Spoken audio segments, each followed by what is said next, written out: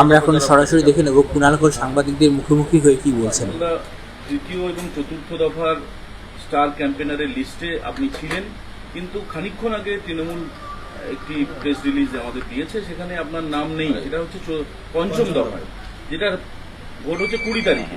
দেখুন, যে লিস্ট তারা দিয়েছেন এটা দলের নেতৃত্বের ব্যাপার। যখন রেখেছিলেন, যখন রাখেননি। আমি অনুরোধ করেছিলাম মাসখানেক আগেই যে মুখপাত্র এবং রাজ্যের সাধারণ সম্পাদক পদ থেকে আমাকে অব্যাহতি দিতে। গতকাল আমি সংবাদ মাধ্যমের মধ্যে দিয়েই শুনেছি যে সেই অব্যাহতি দেওয়া হয়েছে। তো তারপরে যদি স্টার ক্যাম্পেনার লিস্টে না রেখে থাকেন তো ভালো, গরমের দিনে আমাকে ঘোরাঘুরি করতে হবে না। আমি তো নিজে তৃণমূল কংগ্রেসের একজন কর্মী হিসেবে ছিলাম, আছি এবং থাকব। তৃণমূল কংগ্রেস কোনো স্টার ক্যাম্পেন করুক বা না করুক, মমতা বন্দ্যোপাধ্যায় এবং অভিষেক বন্দ্যোপাধ্যায় যেভাবে ঘুরে ঘুরে প্রচার করছেন তাতে 30 থেকে 35টি সিট তৃণমূল কংগ্রেস পাবে। আর যদি আপনি মমতাদি আর অভিষেক বাদ দিয়ে বাকি বক্তাদের কথা বলেন, কয়েকজন সত্যিই ভালো বক্তব্য রাখেন, কিন্তু যে দলের অর্ধেক নেতাকে শুভেন্দু অধিকারীকে চোর বলতে গেলে তার আগে 3 বার বাথরুমে যেতে হয়, তাদের আবার কিসের লিস্ট? শুভেন্দু অধিকারীকে চোর, চিটিংবাজ, দলবদলু, জালিয়াত কে বলে? কুণাল ঘোষ বলে। দ্বিতীয় কোন নেতার মুখ থেকে শুনেছেন? কোন নেতার মুখ থেকে শুনেছেন? আমাদের তৃণমূল কংগ্রেসের বিপক্ষ দলের যখন কোন নেতা বা নেত্রীরা কুৎসিত ভাষায় আমাদের মমতা বন্দ্যোপাধ্যায়, অভিষেক বন্দ্যোপাধ্যায় বা দলকে আক্রমণ করে, 7-5 না ভেবে এই কুণাল ঘোষ সরাসরি তাদের খারাপ ভাষায় আক্রমণ করে, ব্যক্তিগত শত্রুতা নিয়ে ফেলে। তালিকা কজন ওখানে শুভেন্দু সম্পর্কে চোর শব্দটা একটা বাইট বের করে আপনাদের দেখে নেবেন। শুভেন্দুকে চোর, চিটিং বা দলবদলু, জালিয়াত বলেছে। ওই 40 জনের একটা লিস্ট থেকে দেখবেন যত চারপাশে ফিলার পাঠানো, বালুরঘাটে গিয়ে সুকান্তর ভোটের আগে সুকান্তদা ভালো, মিঠুন চক্রবর্তীকে মমতাদি বলছেন গদ্দার, আর কেউ বলছেন স্টার ক্যাম্পেনার গদ্দার সমর্থন করি না, মমতাদির বিরোধিতা করা হয়েছে। এই সব স্টার যত দলে ভরে যাবে এবং সাধারণ কর্মীরা যত পিছিয়ে পড়বে তত ভবিষ্যৎ উজ্জ্বল হবে দলের। ঈশ্বর ওনাদের মঙ্গল করুন। আমার একটুও আফসোস হচ্ছে না, এই গরমে ঘোরাঘুরি থেকে আমি বেঁচে গিয়েছি।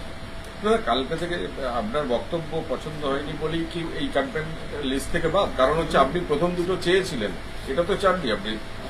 এটা চাওয়া না চাওয়ার হয়নি, কারণ আমি যখন দিয়েছিলাম তখন এসব আসেনি, লিস্ট ফিস্ট আসেনি। ফলে আমি ধরেই নিয়েছিলাম এই দুটি যখন নেই, পরের লিস্টে আমার নাম থাকবে না। আমার কোথাও কোনো আফসোস নেই। আমাকে যেটুকু কাজ করতে দিয়েছেন, যে পদে রাখতে দিয়েছেন, তার জন্য আমি কৃতজ্ঞ। কিন্তু কিছু কিছু ইস্যুস থাকে যেটা আমি দলকে ডিফেন্ড করি, দলের হয়ে অ্যাটাক করি। আবার কিছু কিছু ইস্যুস থাকে সেটা মনে হয় অন্যভাবে সলভ হলে ভালো হতো, তার 2-1টা মুখ ফুটে বেরিয়ে যায়, তাতে দলের অস্বস্তি হয়। ফলে আমি ঠিক করে নিয়েছিলাম এসব থেকে আমি দূরে থাকব। কিন্তু আমাকে যদি কেউ এসব স্টার ক্যাম্পেনার লিস্ট ফিস দিয়ে কোনো পরোক্ষে বার্তা দিতে যায়, আমি বলবো ওই স্টার ক্যাম্পেনার লিস্টের আগে বাইট বার করুন। শুভেন্দু অধিকারীকে চোর, চিটিং বা জালিয়াত বলেছে, এক পিসকে বার করুন। কার কত দম আছে? শুভেন্দুকে চোর বলতে গেলে যাকে বাথরুমে যেতে হয়, মিঠুন চক্রবর্তীকে অ্যাটাক করার আগে তার সঙ্গে গিয়ে ফটোশুট করতে হয়, এই সমস্ত বক্তাদের নিয়ে এইসব নিয়ে লড়তে যাবে? কয়েকজন বক্তা সত্যিই ভালো আছেন, তাদের আমি এতটুকু ছোট করছি না, কিন্তু আমি বা আমার মতো 2-1 জন সবকিছু পিছুটান ভুলে পেছন দিকে না তাকিয়ে আমরা অল আউট অ্যাটাক করতাম। তা দলের যদি মনে হয় না এসব দরকার নেই, সে দল বুঝবে, যারা চালাচ্ছে তারা বুঝবে, আমার কি। Thank you. পার্থ চট্টোপাধ্যায় প্রসঙ্গে আমি আজকে আর কিছু বলছি না।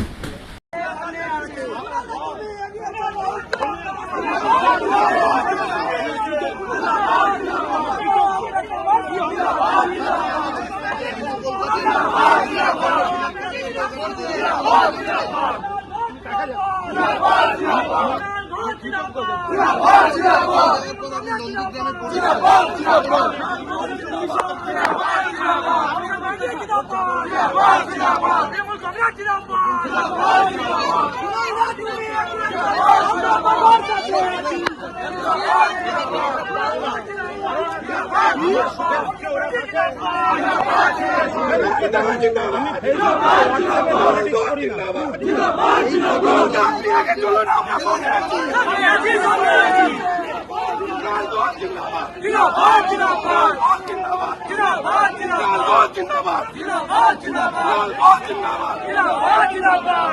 আপনি আগে চলুন, আমরা আছি।